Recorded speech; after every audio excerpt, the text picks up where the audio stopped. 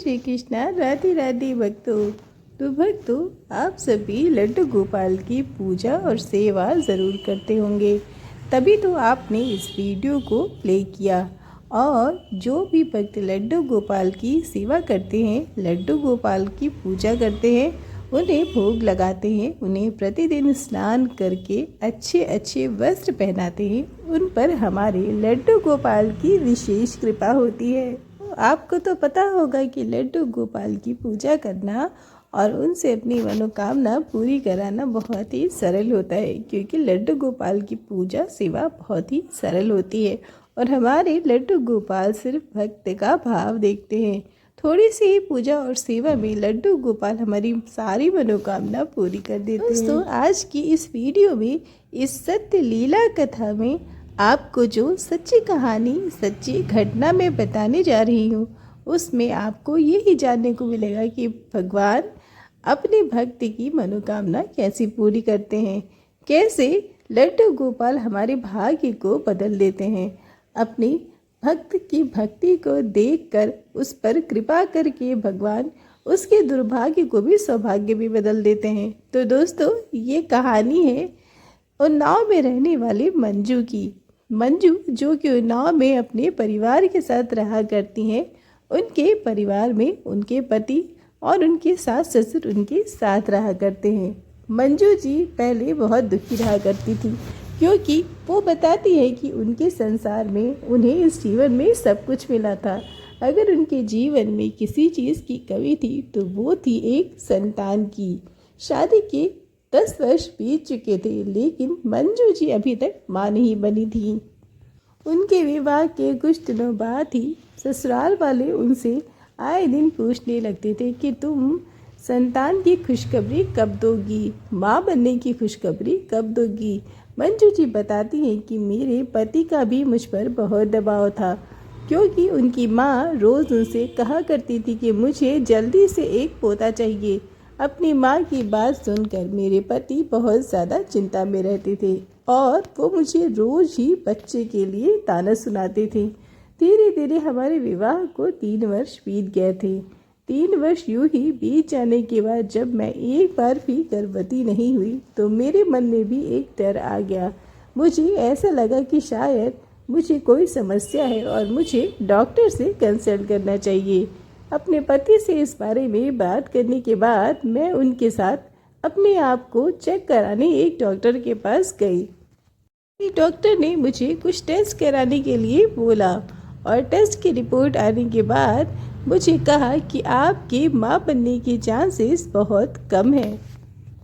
आपके गर्भवती होने की चांसेस सिर्फ 10% हैं, क्योंकि आपके हार्मोन्स में कुछ कमी है, जिसकी वजह से आपको प्रेगनेंसी होने में समस्या आ रही है।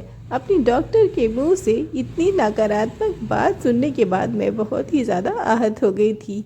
मेरी डॉक्टर ने मुझे बोला कि मैं आपको कुछ दिन की दवा लिख रही हूँ, अगर आपका इलाज होना होगा तो इस दवा से हो जाएगा, नहीं तो शायद आप माँ नहीं बन सकती हैं। अपनी डॉक्टर की ये सारी बातें सुनकर मैं बहुत दुखी हुई।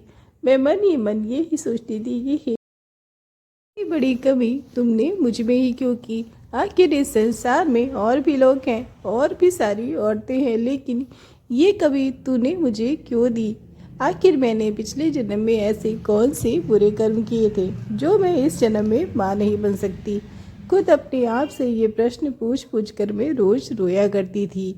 मैं बहुत ज़्यादा निराश रहने लगी थी और बाकी सब माँओं को देखकर मेरी भी इच्छा होती थी कि मेरे गोद में एक बच्चा हो।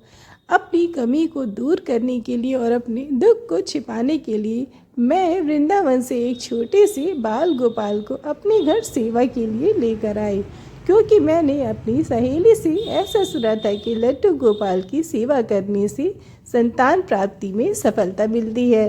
अपनी सहेली की बात मानते हुए मैंने लड्डू गोपाल को अपने घर में विराजमान किया और उनकी सेवा भाव से करने लगी। लेकिन ऐसा कहा जाता है ना कि जब तक किसी चीज़ का समय नहीं आता और जब तक भगवान नहीं चाहते, कोई भी काम नहीं हो सकता है। हमारे जीवन में होने वाले हर अच्छे बुरे काम के पीछे सबसे पहले भगवान की ही मर्जी होती है।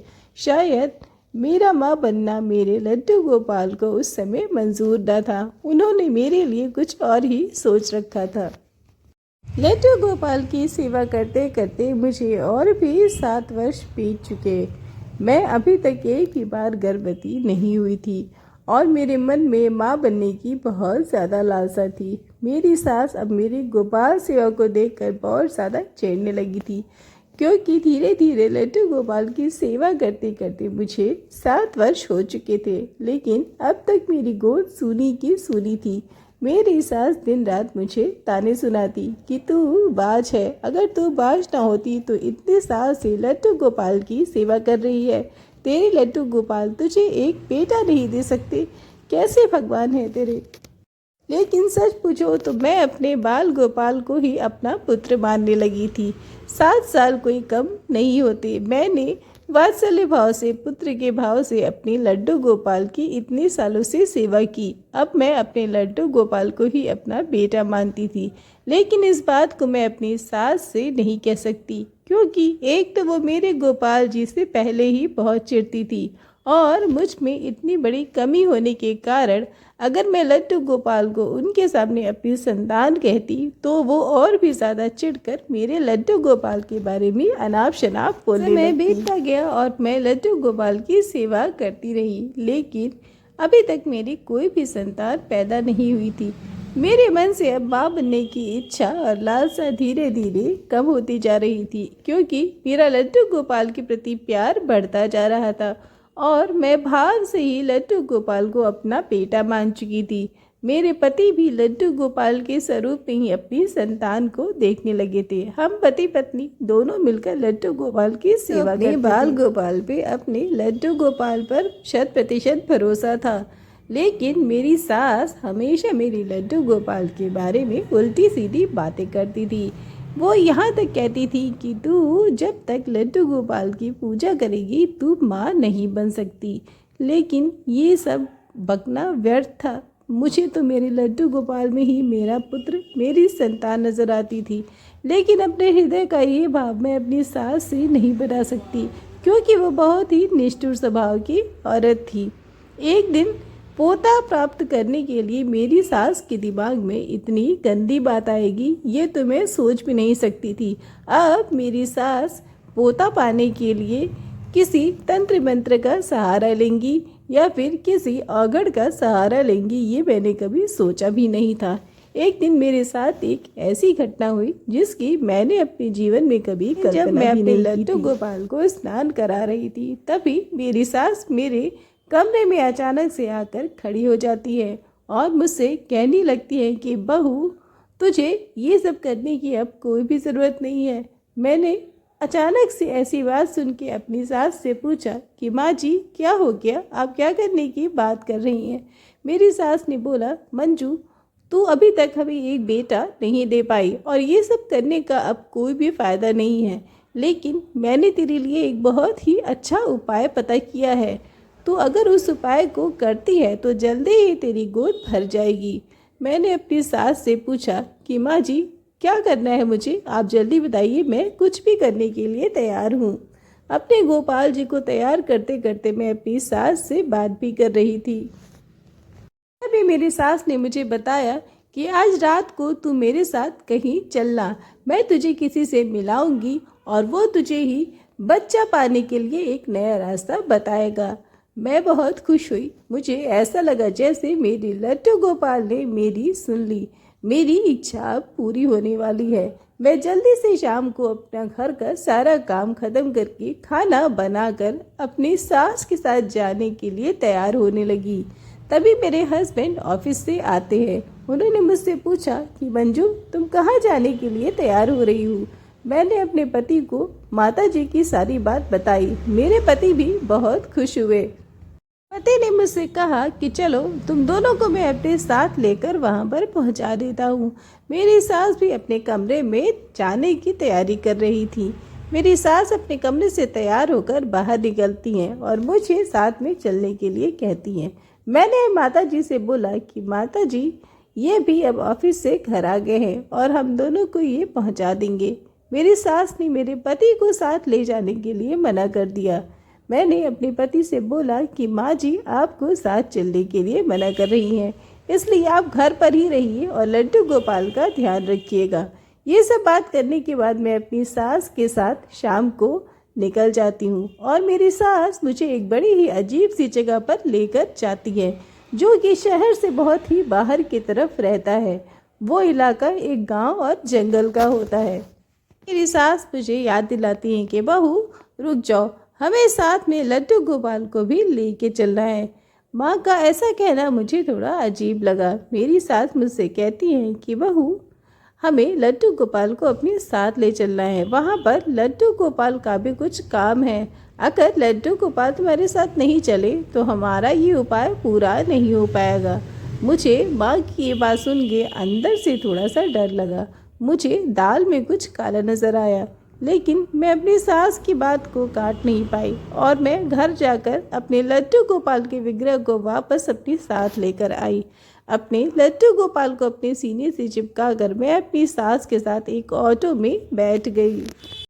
कुछ ही देर में हम एक जंगल सरीखे जगह पर पहुंच गए, जहां पर आबादी नज़र नहीं आ रही थी और रात भी हो रही थी। बहुत ज़्यादा अंधेरा हो चुका था और बहुत सन्नाटा था।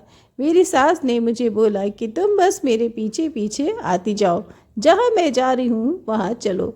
मैं घूंघट काट कर अपनी गोद में लड्डू गोपाल की मूर्ति को लेके अपनी सास के पीछे चलती रही। कुछ दूर चलते चलते मैंने देखा कि वहाँ एक छोटी सी कुटिया है और उस कुटिया के अंदर से लाल रंग की बत्ती जलने की झलक आ रही थी। मेरी सास उस कुटिया के अंदर घुसती हैं और मुझे भी अंदर आने के लिए कहती हैं। जब मैं अपने लड्डू गोपाल को लेकर उस कुटिया में घुसती हूँ तो मेरा दिल दहल जाता है, क्योंकि उसका माहौल अंदर से बहुत ही भयानक था। उस कुटिया के दरवाजे पे ही एक मुंड की माला लटकती है, जिसे देखकर मैं समझ जाती हूँ कि ज़रूर अम्मा मुझे किसी तांत्रिक के पास लेकर आई हैं। मैं बहुत ही ज़्यादा घबरा जाती हूँ और अपने लड्डू गोपाल को अपनी आंचल में छिपा लेती हूँ। डरते डरते मैं अपनी अम्मा जी के साथ उनके पीछे अंदर जाने लगती हूँ। मैंने अचानक से अपनी सास से बोला कि माँ जी, ये आप मुझे कहाँ लेकर आई हैं? मुझे यहाँ पर बहुत डर लग रहा है। थोड़ा अंदर जाने पर मैंने देखा कि वहाँ एक बहुत ही भयानक तांत्रिक बैठा हुआ था, जिसकी आंखें बड़ी बड़ी थी। उसकी आंखों में काजल था और उसके बाल बहुत ही लंबे और बिखरे हुए थे। उसने काले रंग की कोई भयानक सी पोशाक पहनी हुई थी और वो अपने हाथ में एक नर कंकाल लेकर कोई तपस्या कर रहा था। उस तांत्रिक ने हम दोनों को वहाँ पर बैठने के लिए बोला और मेरे लड्डू गोपाल को वहाँ विराजमान करने के लिए बोला, लेकिन मेरा मन बहुत ही घबरा रहा था, इसलिए मैंने अपने लड्डू गोपाल को अपनी गोद में ही बैठाया हुआ था। मेरी सास ने उस तांत्रिक से बोला कि बाबा, यही है मेरी बहू मंजू, इसे ही बच्चा नहीं हो रहा था, इसके बारे में मैंने आपसे बात भी की थी। अब जल्दी से आप कोई प्रतिष्ठान करके इसकी गोद भर दीजिए। उस तांत्रिक ने बहुत ही अजीब सी नज़रों से मेरी तरफ देखते हुए बोला कि तुम अपने लड्डू गोपाल को मेरी गोद भी रख दो, लेकिन मैंने उसकी गोद भी देने के लिए मना कर दिया, क्योंकि मुझे पता था कि मेरे गोपाल जी उसका भयानक रूप देखकर डर जाएंगे। वो भले ही भगवान है, लेकिन वो भगवान श्री कृष्ण का नन्हा बाल रूप है और वो एक छोटे से बालक के ही समान है। इसलिए मैंने अपने लड्डू गोपाल को उसकी गोद में नहीं दिया। कुछ देर बाद मेरी सास ने फिर से उस बाबा से पूछा कि बाबा, आप जल्दी से वो उपाय मुझे बता दे। उस तांत्रिक बाबा ने मुझे एक ऐसा उपाय करने को बताया जो मैं कभी सोच भी नहीं सकती थी और जिसको सुनने के बाद मेरे पैरों तले ज़मीन खिसक गई। उसने मुझसे बोला कि अगर तेरी बहू अपने लड्डू गोपाल को यहाँ मेरे पास छोड़ के हमेशा के लिए चली जाती है और इस लड्डू गोपाल को भूल जाती है तो जल्दी ही इसकी गोद भर जाएगी। मैं ये बात सुनते ही अपने लड्डू गोपाल को अपनी गोद में फिर से दबा लेती हूँ और मेरी आंखों में आंसू आ जाता है। मैंने उस बाबा से पूछा कि लेकिन मैं ऐसा क्यों करूँगी? उसने मुझसे बोला कि जब तक तेरे घर में ये लड्डू गोपाल रहेंगे, तेरे घर में कोई और बच्चा नहीं आ सकता, इसलिए इस लड्डू गोपाल को तू यही इस हवन कुंड में डाल दे। ये बात सुनकर मैं उठ खड़ी हुई और अपने गोपाल जी को अपने सीने से लगा लिया। कि मेरी सास बौखला कर उस तांत्रिक से बोलने लगती हैं कि बाबा, मुझे पता है कि ये सिर्फ इस लट्टू गोपाल को ही अपना बेटा मानती है। ये चाहती ही नहीं कि हमें पोते का मुंह देखें और इसलिए ये इस लट्टू गोपाल को अपना बेटा बनाकर दिन रात इसे खाना खिलाती रहती है, इसे नहलाती रहती है, मानो ये सच में कोई बच्चा हो, जबकि ये तो सिर्फ एक मूर्ति है। पता नहीं ये इस बात को कब समझेगी। आप इसके लट्टू गोपाल इसे ले ले ताकि जल्दी से हमें एक पोते का मुंह देखने को मिले।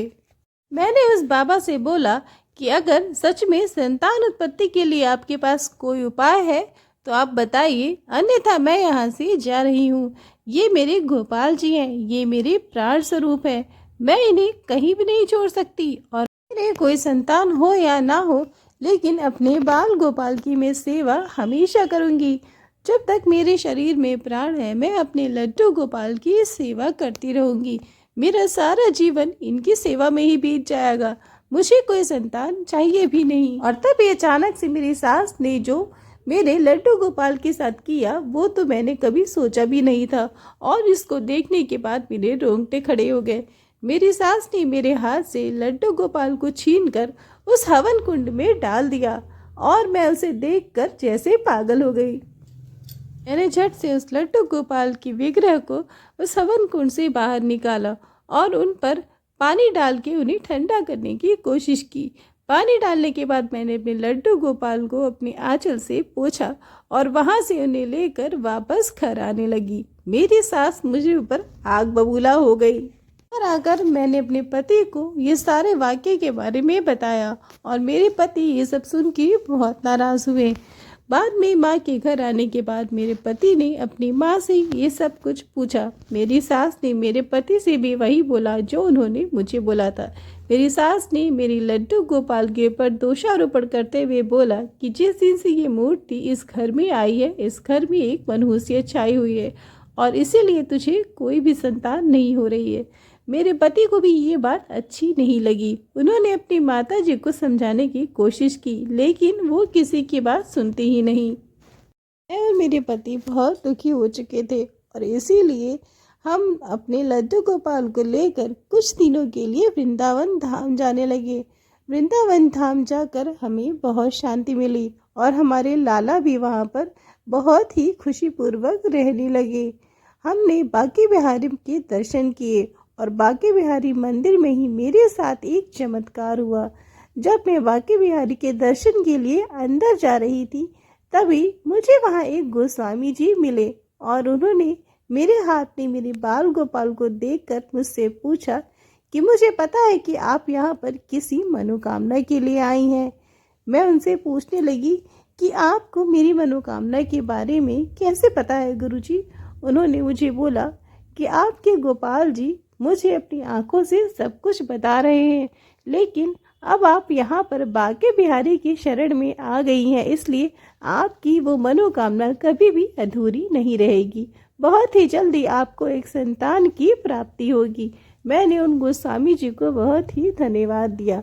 उन्होंने मुझे बांके बिहारी मंदिर में होने वाली संतान के लिए मनोकामना पूजा के बारे में बताया। हम अगले ही दिन यमुना स्नान करके बांके बिहारी मंदिर में मनोकामना पूजन के लिए अपने लड्डू गोपाल के साथ पहुंच गए। वहां पर हमने संतान प्राप्ति के लिए मनोकामना पूरी की और अपने बांके बिहारी के दर्शन करके अपने प्यारे लड्डू गोपाल को लेकर हम वापस अपने घर उन्नाव आ गए। उन्नाव आने के बाद जैसे मेरी दुनिया बदल गई। बांके बिहारी की मुझ पर इतनी कृपा हुई कि अगले ही महीने मुझे अपने गर्भवती होने का पता चला, जिसकी वजह से मेरी खुशी का ठिकाना ही ना रहा और मेरे बाल गोपाल की कृपा का भी मुझे अनुभव होने लगा। मुझे अपने बाल गोपाल पर पूरा भरोसा था कि वो सबकी इच्छा पूरी करते हैं, थोड़ी देर से ही सही, लेकिन मुझे पता था कि मेरे लड्डू गोपाल मुझे कभी भी निराश नहीं करेंगे। मेरी सास भी मेरे गर्भवती होने की खबर को सुनकर फूली न समाई और वो मुझसे अपने पापों के प्रायश्चित के लिए कहने लगी। वो मुझे कहने लगी कि बहू, मुझसे बहुत बड़ी गलती हो गई जो मैंने तेरे लड्डू गोपाल के साथ ऐसा व्यवहार किया। जी बताती हैं कि विवाह के 10 वर्ष के बाद मेरे बाल गोपाल की, मेरे बांके बिहारी की कृपा से मेरे एक पुत्र हुआ, जो कि बहुत ही सुंदर और मेरे लड्डू गोपाल की परछाई था। मेरे लड्डू गोपाल मुझ पर एक दिन कृपा करेंगे, इस बात के लिए मैं बहुत पहले से आश्वस्त थी। इसलिए मैंने कभी किसी और भगवान से अपनी संतान के लिए मन्नत नहीं मांगी। मुझे पता था कि जब मेरे लड्डू गोपाल मेरे साथ है तो वो मुझे कभी निराश नहीं करेंगे। जी कहती हैं कि एक बाँझ होना एक स्त्री के लिए बहुत बड़ा कलंक होता है और एक संतान की प्राप्ति से ही एक स्त्री को बहुत बड़ी खुशी और सौभाग्य मिलता है। जैसे मेरे लड्डू गोपाल ने मुझे अपनी तरह एक प्यारा सा पुत्र दिया, मेरी गोद भरी, वैसे ही लड्डू गोपाल सारे भक्तों पर कृपा करे। जैसे इन्होंने मुझे एक सुंदर सा पुत्र रूपी वरदान दिया, वैसे ही सबकी गोद भरे। जय जय श्री राधे श्याम।